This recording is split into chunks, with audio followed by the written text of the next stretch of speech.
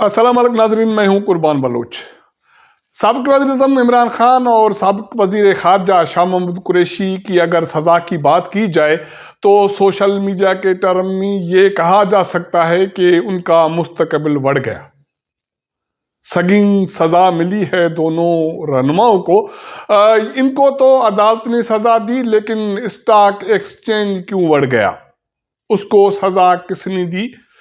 Stock exchange کے حوالے سے یہ کہا جا رہا ہے کہ معاشی حوالے سے، اقتصادی سرگرمیوں کے حوالے سے اس کو بیرومیٹر بھی سمجھا جاتا ہے۔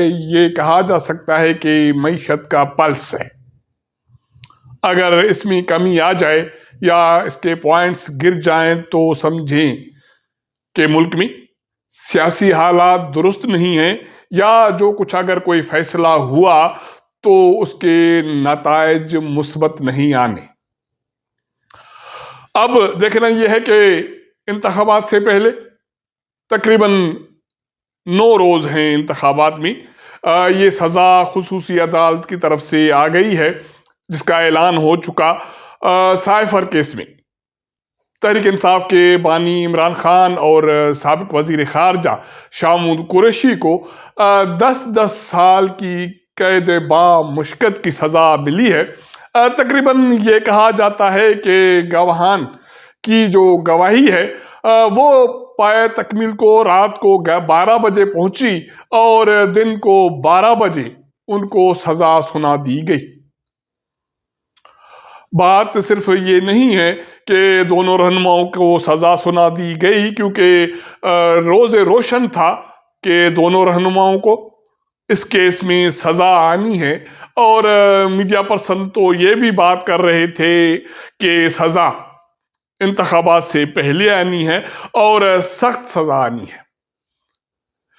اس حوالے سے کہا یہ جا رہا تھا کہ دونوں کو موت کی سزا آنی ہے، لیکن ان کو 10 سال کی قید کی سزا آ گئی۔ عمران خان انتخابات کے حوالے سے پہلے ہی نااہل ہو چکے تھے، یا ان کے نامزدگی فارم رد ہو چکے تھے۔ شاہ محمود قریشی کے نامزدگی فارم تھرڈ پارٹی سے قبول کیے گئے تھے۔ اب سزا آ گئی ہے تو اس کا مطلب ہے کہ وہ بھی میدان سے نکل گیا۔ شاہ محمود قریشی کا اس سزا سے ایک روز پہلے یہ دعویٰ تھا کہ سابق آرمی چیف باجوہ نے اسے اور تحریک انصاف کے بانی عمران خان کو سائفر سے پہلے بھی کہا تھا یا خبردار کیا تھا کہ سدھر جائیں، ورنہ سزا آنی ہے، اور سزا 10 سے 12 سال کی آنی ہے۔ تو سزا آئی بھی 10 سال کی۔ اب انتخابات کا پروسیس شروع ہو گیا ہے اور یہ سزا آ گئی ہے جس کی توقع تھی۔ اب یہ کہہ رہے ہیں کہ جس وقت عمران خان کو، شاہ محمود قریشی کو سزا سنا دی گئی، اس وقت بھی تحریک انصاف کے قائد عمران خان کے چہرے کے تاثرات وہی نارمل تھے، وہ حشاش بشاش تھے، اور یہ بھی دعویٰ کیا جا رہا ہے کہ انہوں نے سزا سنانے والے جج، خصوصی عدالت کے جج کو سزا سنانے کے بعد کہا کہ بائے بائے، بعد میں ملاقات ہوگی۔ اس سے پہلے خصوصی عدالت کے جج نے دونوں رہنماؤں کو کہا تھا کہ آنکھوں میں آنکھیں ملائیں تاکہ میں آپ کو سزا سنا سکوں۔ اس سے پہلے ان کا دعویٰ ہے، یا ان کے رہنماؤں کا یہ کہنا ہے، کہ ان کے وکلاء کو اڈیالہ جیل میں خصوصی عدالت میں پیش ہونے کی اجازت نہیں دی گئی۔ سرکاری وکلاء انگیج کیے گئے تھے تاکہ ان پر جرح ہو، اور اس کے بعد 342 کا سوال نامہ بھی دونوں رہنماؤں کو دے دیا گیا تھا، جس کے جوابات انہوں نے خود دیے۔ اور سابق وزیر اعظم کا کہنا تھا کہ مجھے کیا پتا کہ سائفر کہاں ہے، کیونکہ دستاویز جو بھی وزیر اعظم کو موصول ہوتے ہیں ان کا تحفظ، ان کو سنبھال کے رکھنا प्रिंसिपल सेक्रेटरी और मिलिट्री सेक्रेटरी की जिम्मेदारी है।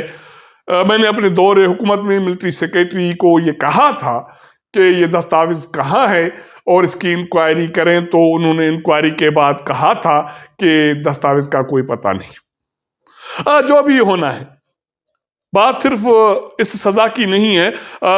ये सज़ा तो आनी थी और इंतखाबात से पहले आनी थी। ये लोग कह रहे हैं, मीडिया पर्सन कह रहे थे, एंकर कह रहे थे। ना सिर्फ ये, पाकिस्तान की 24 करोड़ आबादी की अक्सरियत को ये पता था कि इंतखाबात से पहले ये सज़ा आनी है। सज़ा सिर्फ ये नहीं आई, बाकी केसेस में जो नेब के केसेस थे या बाकी केसेस थे, तहरीक इंसाफ के बानी कायद इमरान खान के या शामूद कुरैशी के, उसके खिलाफ जो जेल ट्रायल रोकने के हवाले से दरखास्तें थी, वो भी सेम तारीख को खारिज हो गई हैं। अब इसके नताइज क्या निकलने?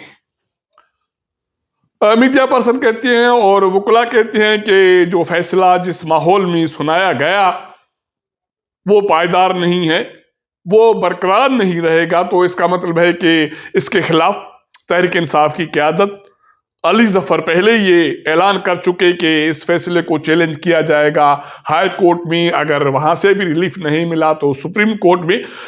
तो इसका मतलब है कि ये जो जंग है ये जारी रहेगी, क्योंकि इमरान खान के हवाले से ये कहा जा रहा है कि इस केस में भी उसको झुकाने की जो कोशिश की गई या उसको कमज़ोर करने की कोशिश की गई, उसके कान पर जूं नहीं रेंगी। और ये भी दावा है कि वो जज के सामने डट गए। पिछले 2 रोज से जज और इमरान खान के दरमियान या जज और शामूद कुरैशी के दरमियान जो मकालमा हुआ, उससे यही लग रहा था कि दोनों रहनुमाओं को पता भी था कि जल्द सज़ा होनी है, और उन्हें यह भी लग रहा था कि अगर हम झुक गए तो फिर हमारी खैर नहीं है। इसका मतलब है कि सियासी मुस्तकबिल की खैर नहीं है। अब ये सज़ा आ गई और इंतखाबात का अमल जारी है। बाकी जो सियासी जमातें हैं उनके कायदीन सियासी जलसों को खिताब कर रहे हैं, इंतखाबाती जलसों को खिताब कर रहे हैं। साबिक़ वज़ीर-ए-आज़म मियां नवाज शरीफ, साबिक़ सदर आसिफ अली ज़रदारी, पाकिस्तान पीपल्स पार्टी के चेयरमैन बिलावल भुट्टो ज़रदारी और JUI के सरबराह अमीर मौलाना फजल रहमान और बाकी सरगर्मियाँ इंतखाबात के हवाले से जारी हैं। अगर ये केस अब लंबा चलेगा, क्योंकि अब हाई कोर्ट में जाना है, उसके बाद सुप्रीम कोर्ट में जाना है, रिलीफ मिले ना मिले इमरान खान को, मेरे ख्याल में फ़िलहाल इमरान खान को भी पता है, तहरीक इंसाफ को भी पता है कि इंतखाबात तक या इंतखाबात के बाद भी काफ़ी अरसे तक उन्हें रिलीफ नहीं मिलना या छुटकारा नहीं मिलना।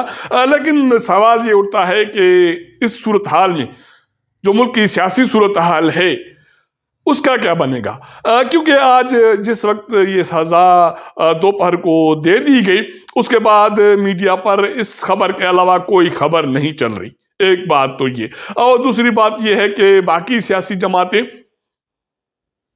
ना खुशी का इजहार कर रही हैं, ना गम का इजहार कर रही हैं कि अगर ये सज़ा हुई तो गलत हुई या सही हुआ, इसका भी कोई जिक्र फिक्र नहीं कर दबे लफ्ज़ों में इस पर इजहार राय तो कर रही हैं, लेकिन खुलकर नहीं बोल रहे कि किसी सियासी रहनुमा को अगर ये सज़ा इतनी जल्दबाजी में दी गई तकरीबन 12 घंटे के टाइम फ्रेम के दौरान, तो मुस्तकबिल में इसके असरात क्यों पड़ेंगे। क्योंकि साबिक़ वज़ीर-ए-आज़म मियां नवाज शरीफ पहले ही ये कह चुके हैं, या आज भी उसका यही कहना था कि मुझे सज़ा दी गई, मैंने मुल्क को एटमी ताकत बनाया, मैंने मुल्क को सियासी तौर पर मुआशी तौर पर मुस्तहकम किया, लेकिन मुझे हर बार इक़्तिदार से निकाला गया और सज़ा दी गई।